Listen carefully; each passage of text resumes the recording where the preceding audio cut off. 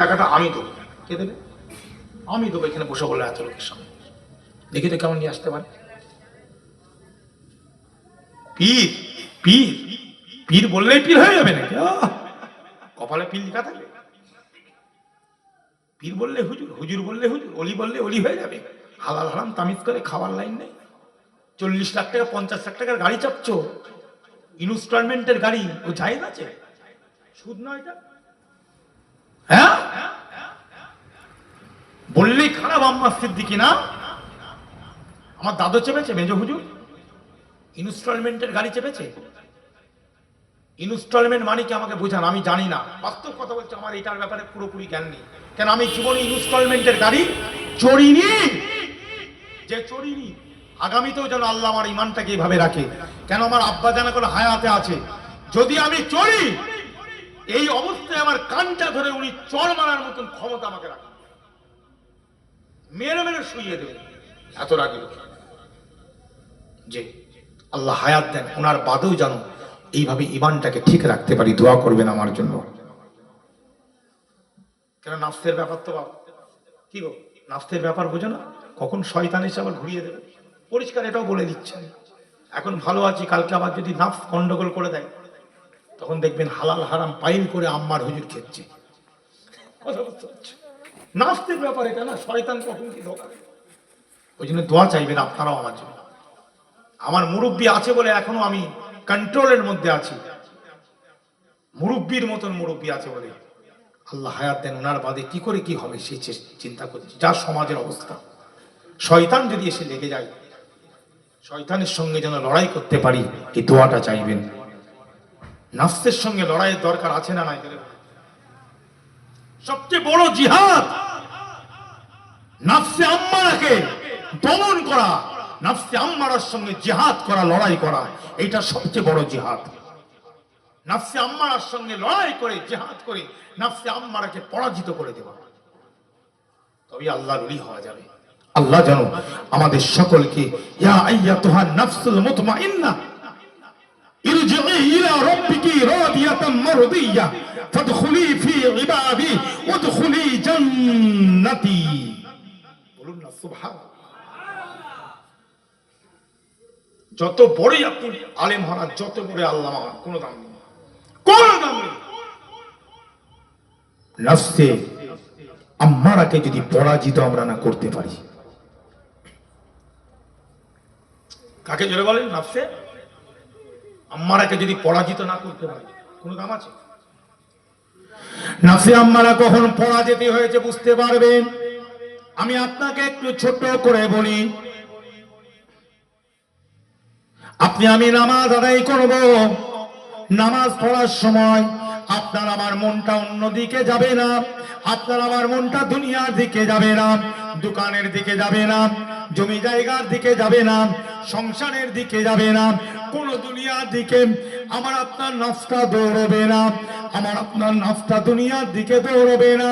আল্লাহর সঙ্গে কথা বলে আল্লাহু আকবার। কথা হচ্ছে কার সঙ্গে? জোরে বলুন। অন্যদিকে মন যাবে না, টান মান ধানো সব কিছু থাকবে আমার আল্লাহ, তার সঙ্গে আমি কথা বলছি। সালামের পূর্ব পর্যন্ত, সালাম ফিরার পূর্ব পর্যন্ত যদি এইভাবে যদি রাখা যায়, ওই মানুষটা নাফসে মুতমাইন্নার মানুষ হয়ে যাবে। বছরকে বছর, বছরকে বছর নামাজ আদায় করে, বছরকে বছর নামাজ আদায় করে, কিন্তু নামাজের মধ্যে থাকে, তার মনটা বাইরের দিকে চলে যায় না।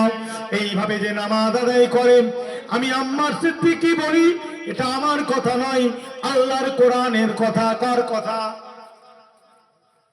ইন্নাস সালাতা তানহা আনিল ফাহশাই ওয়াল মুনকার। অবশ্যই নামাজ মানুষের খারাপ জিনিস দূর করে দেয়। নামাজই করে না নামাজ করে, নামাজই করে না নামাজ করে দূর খারাপ জিনিস। নামাজ করে, নামাজই যদি সেটা ঠিকভাবে আদায় করে তবে দূর হবে। আর নামাজই যদি ঠিক মতন আদায় না করে, এই মসজিদের বাইরে বেরোবে, পরে জুতো চুরি হবে, যাবে, জমি মাফ হবে, ধনবল, প্রশাসনিক বল, জনবল অর্থনৈতিক বল ভাইয়ের আছে, আর এই ভাইটা বেচার একটু অতটা বল নেই। এ ভাই চাকরি করে, 1 লাখ টাকা মাইনে, 1.5 লাখ টাকা মাইনে, 80,000 টাকা মাইনে, আর এই ভাইটা বেচারা চাকরি পায়নি, দোকান একটা করে খায়, অত পয়সা নেই। কি কি করছে?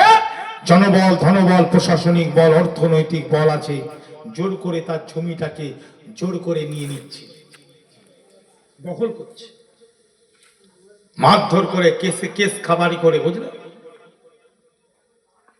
হলো না। নামাজ পড়ছে, নামাজ আল্লাহ কবুল করছে না, কারণ নামাজের মধ্যে সে নাই। নামাজ পড়ছে, নামাজের মধ্যে নাই, কি করে থাকতে হবে?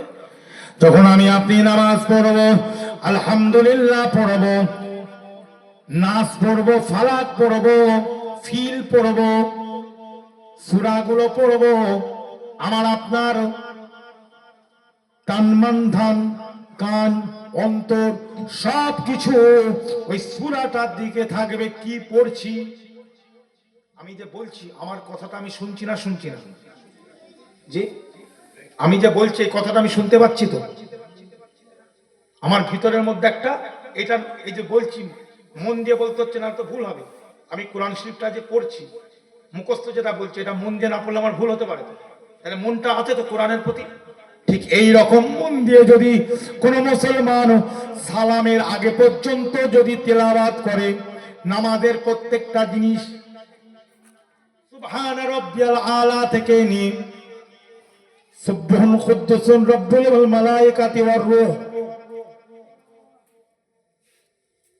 রব্বানা লাকাল হামদ হামদান কাসীরান তাইয়িবান মুবারাকান ফীহি, জোরে বলুন।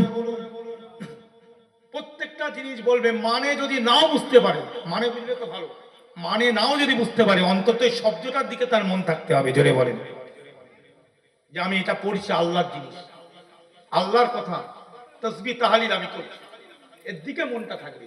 এইভাবে যদি কেউ সালাম ফিরা আগে পর্যন্ত রাখতে পারে, তাহলে সেই মুসলমানের নামাজটা আল্লাহ কবুল করে নিয়েছে।